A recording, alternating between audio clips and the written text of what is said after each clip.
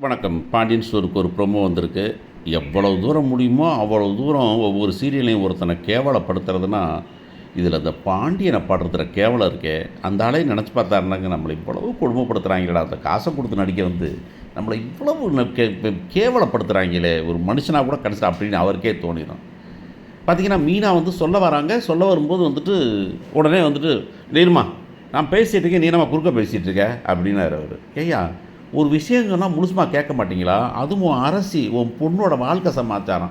அதில மேலோட்டமா அந்த புள்ள சொன்னுச்சுன்னு கேட்டுட்டு இருக்கீங்க நேத்து வந்த பிள்ளைய. சரி, இது தப்பு அப்படிங்கிற சமாச்சாரத்த செந்தில் சொல்ல வரான். சொல்ல வரும்போது, இந்த பொண்ணு வந்துக்கிட்டு தடுக்குது. அப்ப சொல்லுங்க, "இரும்மா, அவன் சொல்லட்டும்" அப்படின்னு கேட்பான் அந்த நார்மலான மனுஷன். சரி, இவன் தான் கேட்கல. அந்த ஆளு தான் கேட்கல. கூட ஒரு மரமண்ட மாரி ஒரு அம்மா நிக்குது.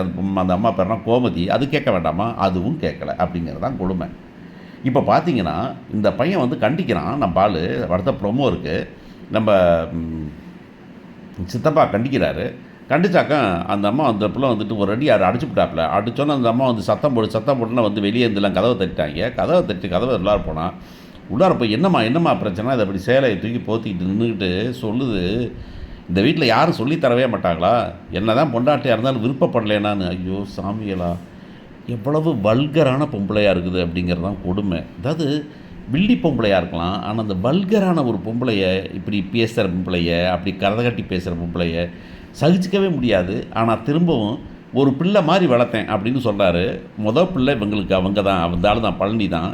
அந்த பழனி இப்படி ஒரு வேலைய செய்வானா? அப்படிங்கிற கொஞ்சம் கூட ஒரு கேள்வி இருக்கிறது எல்லாமே, "டேய் உனக்கெல்லாம் அறிவில்ல" அப்படின்னு பேசும்போது, இந்த ஆளுக்கு வாய படைச்ச ஆண்டவன் காத படைக்காம விட்டானே அப்படிங்கிறது தான் கொடுமையான சமாச்சாரம். இன்னும் என்னென்ன கொடுமையெல்லாம் அனுபவிக்கணுமோ தெரியல, பார்ப்போம்.